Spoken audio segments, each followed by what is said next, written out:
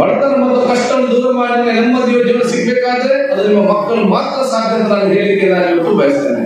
ಆದ ಕಾರಣ ನಾನು ನಿಮ್ಮ ಹಿರಿಯರೊಂದಿಗೆ ಮಾತುಕತೆ ಕೂಡ ನೆನಪಿದೆ.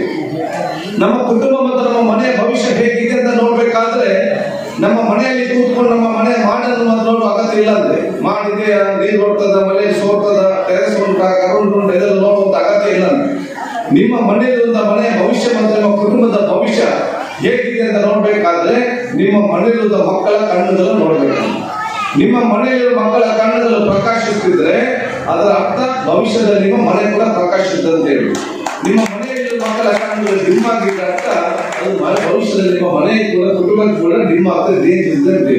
ಆದ ಕಾರಣ ಯಾವುದೇ ಕಾರಣಕ್ಕೂ ಕೂಡ ನಿಮ್ಮ ಮಕ್ಕಳ ಕಣ್ಣುಗಳು ಡಿಮ್ ಆಗಲಿಕ್ಕೆ ಬಿಡಬೇಡಿ.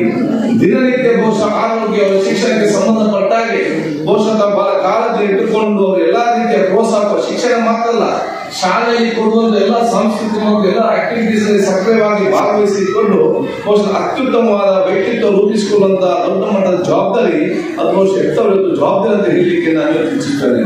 ಮುಖ್ಯ ಶಿಕ್ಷಕರು ಮತ್ತು ಶಿಕ್ಷಕ ವರ್ಗದವರು ಬಹುಶಃ ಇವತ್ತು ಬಸ್ಸಿನ ವ್ಯವಸ್ಥೆಯಲ್ಲಿ ಇರಬಹುದು.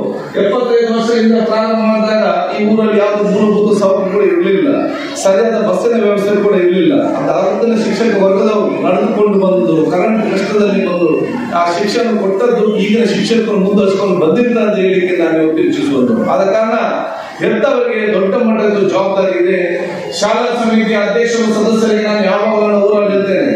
ನಿಮ್ಮ ದೊಡ್ಡ ಮಟ್ಟದ ಕೆಲಸ ಅಂತ ಹೇಳಿದ್ರೆ ಮುಖ್ಯ ಶಿಕ್ಷಕರ ಒಂದು ಟೀಚರ್ಗಳ ಟೆನ್ಷನ್ ಅನ್ನು ಕಡಿಮೆ ಮಾಡಿ ಮಾಡೋದು ಶಾಲಾ ಸಮಿತಿಯ ಅಧ್ಯಕ್ಷ ಸದಸ್ಯರ ಮುಖ್ಯ ಒಂದು ಜವಾಬ್ದಾರಿ ಅಂತ ಹೇಳಿಕ್ಕೆ ನಾನು ಇವತ್ತು ಬಯಸುವುದು. ಯಾಕಂತ ಹೇಳಿದ್ರೆ ಒಂದು ಶಾಲೆಯ ಒಂದು ಟೀಚರ್ ನೆಗಡಿಕೊಂಡು ಬಂದ್ರೆ ಮಕ್ಕಳ ಮುಖ ನೋಡಿ ಎಲ್ಲರೂ ನೆಗಡ್ತಾ ಇರ್ತಾರೆ.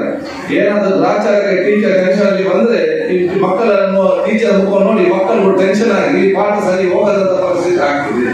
ಆದ್ರೆ ಮುಖ್ಯ ಶಿಕ್ಷಕರ ಟೆನ್ಷನ್ ಆದಷ್ಟು ಕಡಿಮೆ ಮಾಡಲಿಕ್ಕೆ ಶಾಲಾ ಸಮಿತಿ ಅಧ್ಯಕ್ಷ ಸದಸ್ಯರು ಗ್ರಾಮ ಪಂಚಾಯತ್ ಕೂಡ ಸೇರಿಕೊಂಡು ಈ ರೀತಿಯ ಸಹಕಾರ ಮೂಲಕ ಒಂದು ಫ್ರೀ ಆದ ಎನ್ವೈರನ್ಮೆಂಟ್ ನಲ್ಲಿ ಬಹುಶಃ ಸಂಪೂರ್ಣವಾಗಿ ಶಿಕ್ಷಣ ಕೊಡುವಂತ ನಿಮ್ಮ ಮಕ್ಕಳಿಗೆ ನೀವು ನಿಮ್ಮ ಸಮಯ ಮೀಸಲಿದ್ದರೆ ಪಕ್ಕದ ಮನೆ ಏನಾದರೂ ಸಮಯ ಮೀಸಲಿಕ್ಕೆ ಹೋಗುವುದಿಲ್ಲ.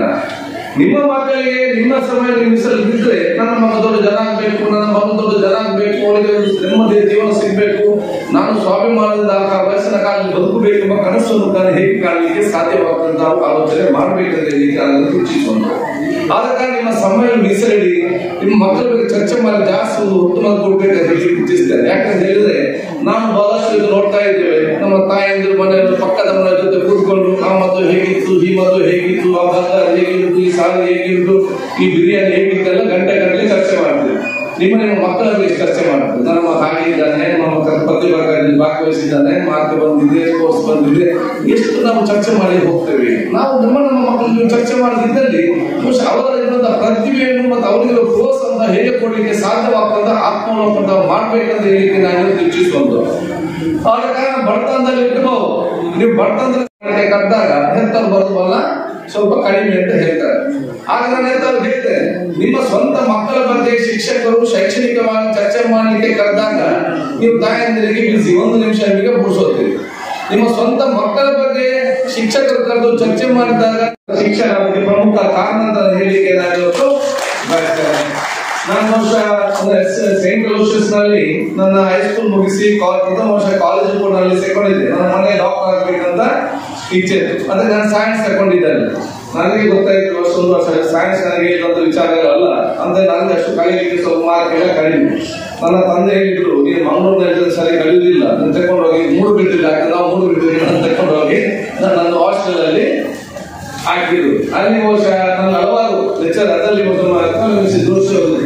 ವರ್ಷ ತೀರುವುದು ಜಯಪ್ರಕಾಶ್ ಮಾಡಿದ್ರು ಪೊಲಿಟಿಕಲ್ ಸೈನ್ಸ್ ನಮಗೆಲ್ಲ ಅತ್ಯಂತ ಇಷ್ಟಪಡುವಂತಹ ದೊಡ್ಡ ಮಟ್ಟದ ಒಂದು ಪಾಠ ಮಾಡೋದು ಪಾಠವು ಕೂಡ ಎಲ್ಲ ಬೇರೆ ಕೆಲಸ ಸ್ವಲ್ಪ ಆ ಕಡೆಗೆ ತಪ್ಪಿದ್ದು ಕೂಡ ಈ ಕ್ಲಾಸಲ್ಲಿ ಕರೆಕ್ಟ್ ಆಗಿ ಕೂಡುವ ಒಂದು ವ್ಯವಸ್ಥೆ ಬಯಸ್ತೇನೆ.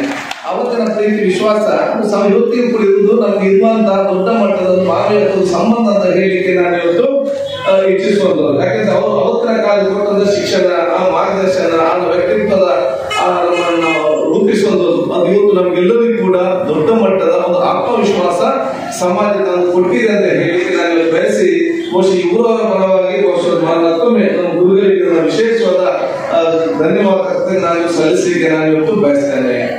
ಬಹುಶಃ ಇವತ್ತು ನನ್ನ ಯಾಕೆ ಜಯಪ್ರಕಾಶ್ ಮಾಡಿಕೊಳ್ಳಿ